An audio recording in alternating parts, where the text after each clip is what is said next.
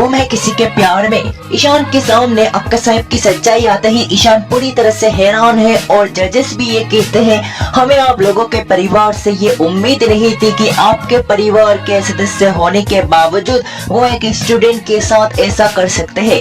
हमें ये देख विश्वास ही नहीं हो रहा, आप ही के घर की औरत होकर उन्होंने ऐसा किया। यहाँ पर अक्का साहब भी मौजूद होते हैं और उनका राज सबके सामने आ जाता है कैसे उन्होंने ऑडिटोरियम में आकर इस तस्वीर को नष्ट किया। लेकिन अक्का साहब का सच सामने नहीं आता। दरअसल ये उनका एक सपना होता है और इसी के साथ उनका वहम टूट जाता है और वो देखती है सभी ने तो कुछ और ही प्रूफ दिया है इन जजेस को।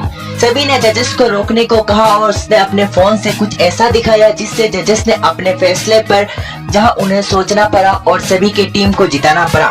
दरअसल सभी ने फोटोज बनाने के तुरंत बाद एक वीडियो और एक फोटो ले ली थी जो कि ईशा मैम को दिखानी थी। उन्होंने कैसे एक आर्ट बनाई है जिसमें एक माँ और उसकी ममता को दिखाया जाता है।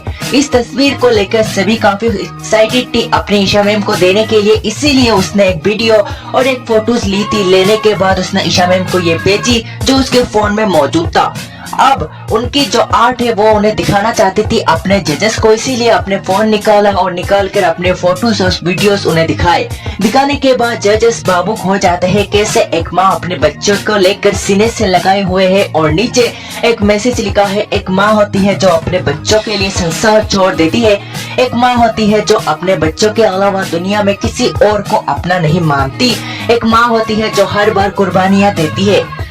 वही 4-5 लाइनें लिखी हुई है जिनमें काफी सारे इमोशनल जुड़े हुए हैं। इन सभी चीजों को पढ़ने के बाद जजेस अपना फैसला बदल देते हैं। वो कहते हैं इन लोगों का तस्वीर किसी ने नष्ट करने की कोशिश की, लेकिन हमने इनकी तस्वीर जो मोबाइल में देखी, ये देखने के बाद अब हमारा फैसला साफ हो चुका है कि इन्हें जिताया जाए और इनका तस्वीर इन दोनों में से सबसे अच्छा है। और इसी के साथ ध्रुवा और अक्का साहब का मुंह बंद हो जाता है क्योंकि उनकी नाकाम कोशिश रही सभी को हराने की और इसी के साथ सभी जीत जाती है ये कंपटीशन भी। अब इस कंपटीशन के बाद नए कंपटीशन की ओर बढ़ते हैं, लेकिन सभी ये सोचती है आखिरकार ये सब किया तो किया किसने। उसे लगता है कि ध्रुवा ने ही ये सब किया होगा। उसे अक्का साहब के ऊपर इतना भी शक नहीं होता सिवाय ध्रुवा के कि अक्का साहब का सच ईशान के सामने आ पाएगा। और ईशान भी लग जाता है कि सभी की तस्वीर को नष्ट करने वाला कौन था और किसने इसे पूरी तरह से खराब कर दिया, वो इसके बारे में जानना चाहता है।